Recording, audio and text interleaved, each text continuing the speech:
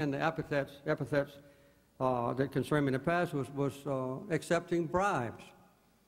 I had my staff go down the detailed records of the Carter Center since 1981. Every contribution that we have received has been publicized on our annual reports. Our income and expenditures every year is thoroughly audited by internationally recognized auditing firms.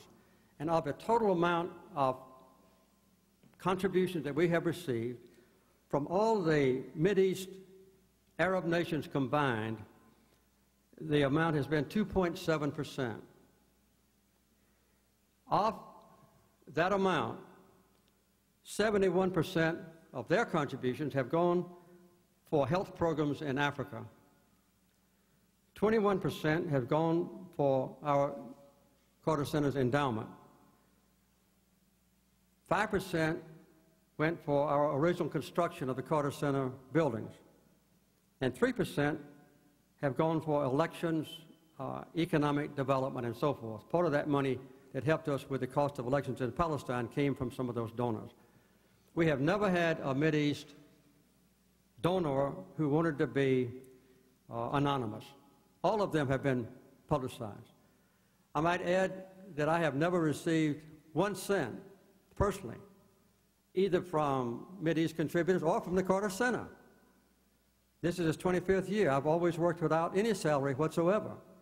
And when I do receive an award, for instance, from Sheikh Zayed of United Arab Emirates, one of those named, that was, I believe, a $200,000 award because we had the outstanding environmental achievement of the year. And the reason for that was that we initiated a system of farming in 15 nations in Africa that ended the slash and burn technique that they had used in the past. And the $200,000 award was awarded to me. I gave the check to the Carter Center. When I received the Nobel Peace Prize, I didn't keep a penny of it because a lot of it was for the Carter Center's work. I gave it to the Carter Center, a little bit to my wife's additional program down at Georgia Southwestern College on caregiving. I received a $100,000 award from the Rotary International Organization and another $100,000 award from the Lions International. All that money went to the Carter Center. And so I've received no benefit at all, personally, from those sources, and I never will. Thank you.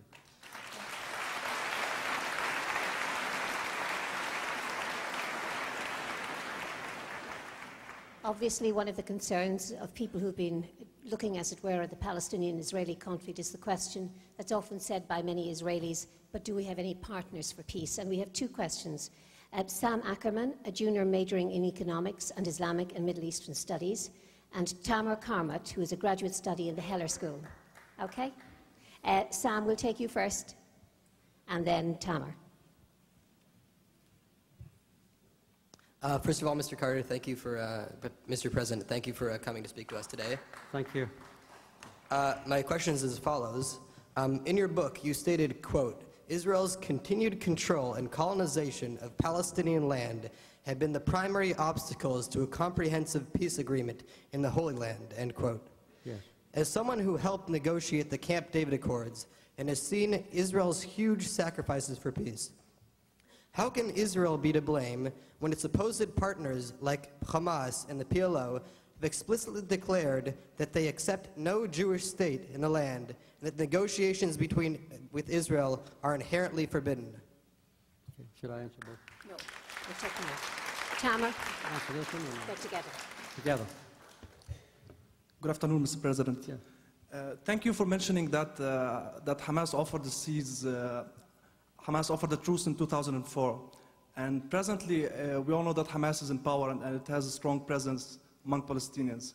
My question goes like this: do you agree that Israel and the United States have missed a great opportunity to bring Hamas into the political arena of the peace process? and have largely contributed to its radicalism and reliance on Iran by their act of boycotting the newly democratic elected government and imposing sanctions on the Palestinian population. Was this the only message the United States could deliver to the second democracy in the Middle East after Israel? Thank you. Well, let me say first of all that the Camp David Accords, which I consider to be notable in its potential benefit for Israel, was subsequently subverted in its benefits because Israel did not comply with the agreement that's in writing, it's in the back of my book, that was approved by Menachem Begin and the Knesset to withdraw military and economic forces from the West Bank and Gaza.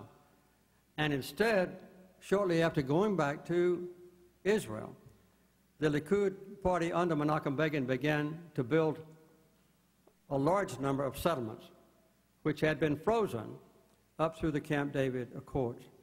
And this has made it necessary from a conservative Israeli leader's position to subjugate the Palestinians in order to retain Israeli control over these choice settlement areas. And so I don't see any incompatibility there between my being proud of what the Camp David Accords achieved and the subsequent breakdown in its beneficial aftermath. I don't have any brief to bring here to you supporting any Palestinian who advocates violence or the destruction of Israel. That's completely obnoxious to me.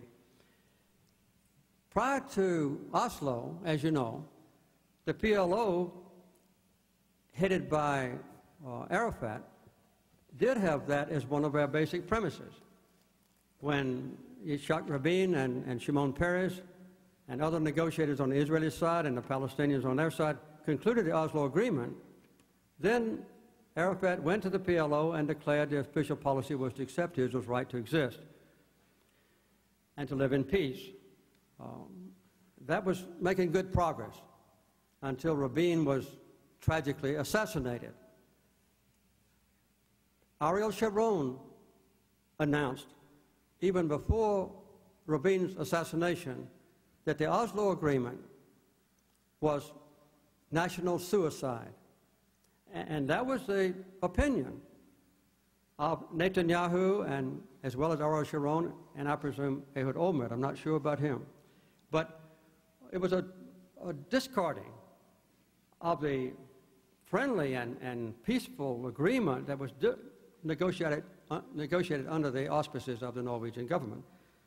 But any Palestinian who won't accept the three premises that I mentioned in my book, the recognition of Israel's right to live in peace, in compliance with the 2002 unanimous Arab nations commitment, and to forego violence, any acts of terrorism, and to accept previous agreements, which would include Oslo and Camp David, then I would have no brief for them and no sympathy for them. But I think that those radical Hamas voices are in direct contradiction to the 81% of Palestinian citizens recently polled just last month by the Hebrew University in Jerusalem. After Hamas won their victory, they only got 42% of the votes. After Hamas won, there was another poll by the same institution. It's a Harry S. Truman Institute at Hebrew University. And it showed that only 1% of the Palestinian population would approve an Islamic government, the Sharia government. So those radical voices from Hamas and from other groups like Hezbollah, I think, are in the extreme minority, particularly when you look at the broad gamut of every single Arab country being committed to Israel's right to live in peace within their borders. Thank you, Mr. President. I'm very conscious that I'm getting signals here about moving on.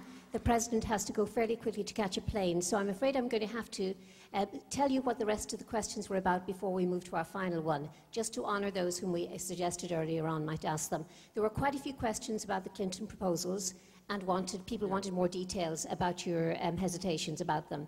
The other questions were about the other Arab nations and their ability to assist in creating an agreement between the Israelis and the Palestinians. And also, somebody was commenting on the fact that the recently released and dismissed Iraq Study Group made the point that the United States would not be able to achieve its goals in the Middle East unless it addressed the Palestinian-Israeli situation. One of my particular reasons for wanting to hear the latter was one of the last times I sat in a room with you was at a dinner in the early days of the Iraq War, when you and Rosalind spoke very publicly about your hesitations about this war at a time when, is it the Dixie Chicks or the Chicksy Dicks, were being scorned all over for what they said. So I thought that was true courage to speak against the tide. Those are what you would have been asked. What I'm going to ask you is a final question about the future. And this comes from Simon Putznick, a graduate student in politics who wants to ask you, before you leave us, about positive ways forward. Right. President Carter? Yes, Simon. During your presidency, you tried to reach a comprehensive peace agreement for the Middle East, but the conflict between Israelis and Palestinians continued. Oslo and the roadmap, on the other hand, pursued a step-by-step approach, and this policy seems to have failed too. So do you think there is a third way that could break the deadlock? And if yes, which role can the U.S. play in this regard? Thank you very much. Well, Simon, I don't think there's any doubt that the roadmap spelled out an identical goal that would be the premise for the only peace that I can envision, and that is that Israel is withdrawing from the occupied territories with some modifications of the borders and granting the Palestinians the right to have a viable and a contiguous state in order to live side by side in peace. That's the only ultimate goal, and it's the goal of the roadmap. It's the goal of the 23 Arab countries that I've mentioned 2 or 3 times. It's the goal of Oslo. It's the goal of Camp David. And it's the goal, apparently, of the present administration in Washington, the Bush administration. And I've quoted Condoleezza Rice just the last 2 weeks as she arrived in the Mideast, and we needed to have, for the first time in 6 years, peace talks involving the United States, the Palestinians, and Israel. And she said the basis for the peace talks should be the Arab 2002 proposal, which is why I mentioned it 2 or 3 times. Now, there's an additional factor here that I think can possibly be beneficial, and that is that no longer does the United States have to be the sole negotiator. I mentioned in my book the absolute impossibility of the Israelis and the Palestinians agreeing by themselves on peace talks. That they can't possibly agree on the right place or the right date or the agenda or who can participate or how much access the press has and all those multiple issues that have to be resolved for any solutions. But the United States, if it's a little bit timid in stepping forward unilaterally, they now have a built-in coalition for the first time, official, approved by the United Nations, of the quartet.